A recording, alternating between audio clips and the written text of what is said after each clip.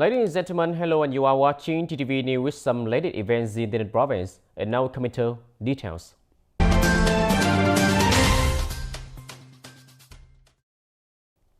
Ladies and gentlemen, the Secretariat of the Party Central Committee convened a teleconference on May 18, 2022 to properly understand and execute Politburo's Resolution number 6 dated January 24, 2022 on planning, building management and sustainable urban development in Vietnam to 2030 with the vision to 2045. At the connecting point, the conference was presided over by Mr. Nguyễn Thành Tâm, Secretary of the Tay Ninh Provincial Party Committee and Chairman of the Provincial People Council.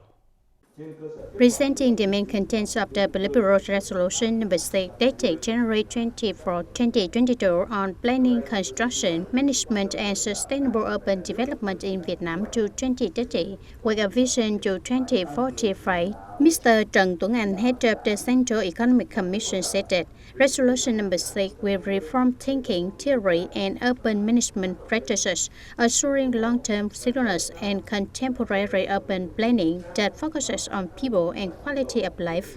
As a result, when Resolution number 6 is implemented, urban planning and urban infrastructure development will be one step ahead, ensuring the primary resources for urban growth. To attain this goal, Resolution number 6 provides for increased decentralization and devolution of powers for urban authorities, as well as encouraging on economic sectors to engage in urban investment and growth, while aggressively enforcing innovations in urban management and development. Comrade Võ Văn Thưởng, member of the Politburo Standing Committee of the Secretariat, concluded the conference by suggesting that party committees at all levels, party organizations, cadres and party members study, grasp, fully and deeply understand the content of Politburo Resolution number 6, strengthening the party's leadership and direction, effectiveness and efficiency of state management, unifying awareness and actions in perfecting institutions. Planning, construction, management, and sustainable urban development are key recurring duties of the entire political system, and programs and action plans to execute the resolution with detailed roadmaps and assessment will be developed soon. The audience over the pastime, activities of research, transfer, and application of science to life in Tay Ninh have met continuous development steps. From 2021 to the present, the Provincial Department of Science and Technology has collaborated with other departments, agencies, and sectors to advise the Provincial People's Committee on the implementation of 22 science and technology tests, including 2 tests under the central government's program on rural and mountainous area, 18 provincial tests, 2 grassroots tests, organized the acceptance of 5 provincial tests and 1 project in rural and mountainous areas. Following approval, a number of provincial duties were passed to units that order and apply in practice, initially making certain contributions to the development of the province in general and the industry and area in particular. Science and technology initiatives at the grassroots level receive continuous attention and promotion, with numerous good and notable developments. Districts, towns, and cities encourage the development of models for the use of technological breakthroughs in manufacturing, hence enhancing productivity and product quality.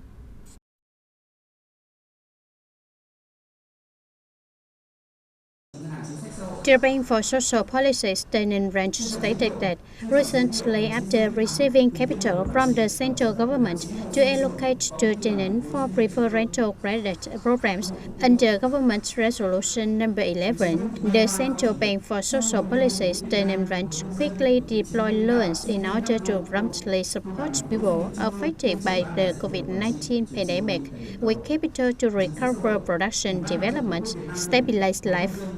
Mr. Đào Anh Tuấn, Director of the Bank for Social Policy Tay Ninh Branch, stated that in the first quarter of 2022, the bank disbursed over 231 billion Vietnam dong, with loans to poor households totaling 2.1 billion Vietnam dong, loans to new poor households totaling 3.3 billion Vietnam dong, loans to households that have just escaped poverty totaling 9 billion Vietnam dong, loans for clean water and rural sanitation amounts to 102 billion Vietnam dong. Loan for job creation belong to 69.7 billion Vietnam dong. Loans to pay salaries to stay working, pay wages to restore production amount to 33.5 billion Vietnam dong. Student amount to 10.7 billion Vietnam dong. According to the Director of the Bank for Social Policies, TayNinhTV, preferential credit through the bank has contributed to helping the poor and other policy beneficiaries having capital to invest in raising livestock and poultry, planting fruit trees, buying seeds, fertilizers, pesticides for production, and small trading business services. Thereby contributing to economic restructuring in rural areas, the poor have working capital and jobs to gradually rise out of poverty and get rich legitimately. Turn to other news. On June 17, 2022, Vietnam Caravan Club Travel Joint Stock Company organized Vietnam events with the cooperation of the Provincial Tourism Promotion Information Center and TayNinhTV Tourism Association organized the program Caravan Tay Ninh Journey to Connect Tay Ninh, Hồ Chí Minh, Bình Dương, and Tay Ninh. Tay Ninh Province Tourism Industry also hopes that through the program Eastern Caravan Journey to Connect Tay Ninh, it can introduce and promote attractive, safe, and meaningful cultural and historical destinations to tourists and travel agents nationwide, at the same time creating opportunities for tourism businesses in the province. Will continue to promote connection and cooperation with travel agencies from other provinces and cities to form tours and tourist routes. Interregional travel is more convenient and appealing.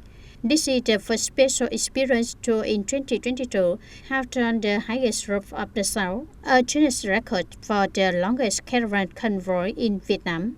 The program is organized to stimulate tourism demand for Tay Ninh market, contributing to the province tourism development in the coming time.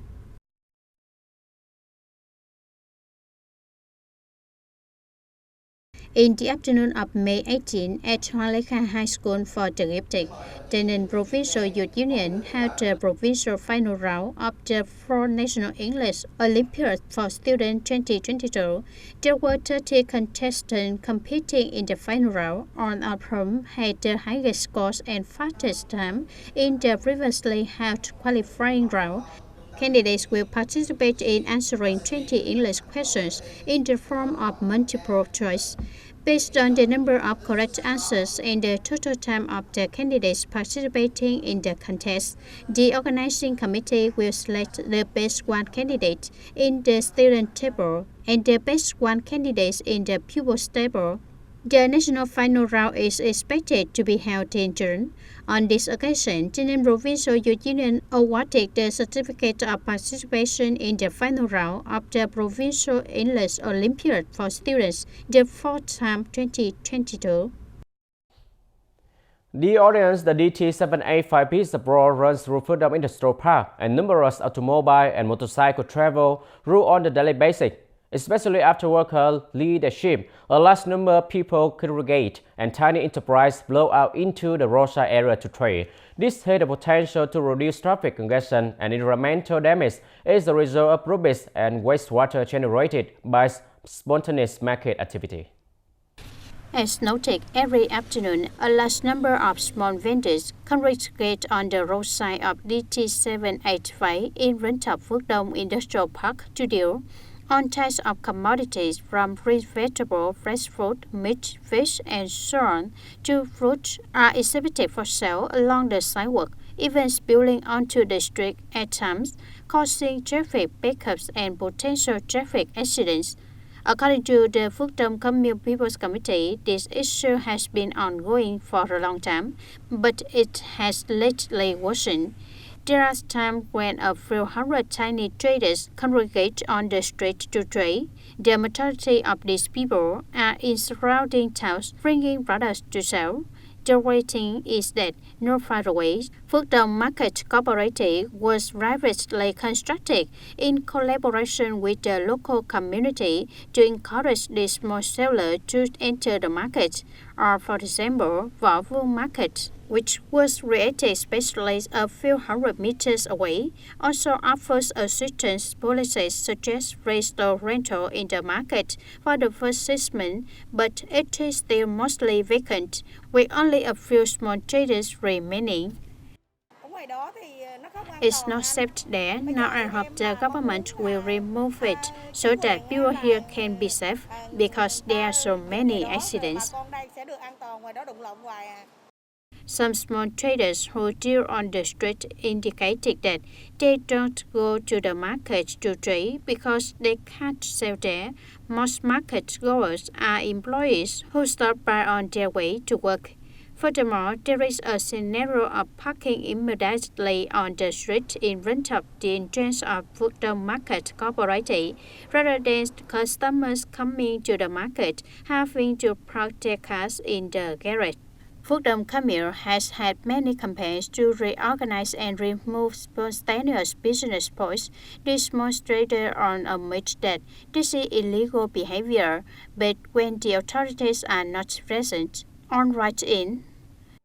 In fact, to eliminate this situation is not simple because, in addition to measures from local authorities, it also depends greatly on the consciousness of buyers and sellers.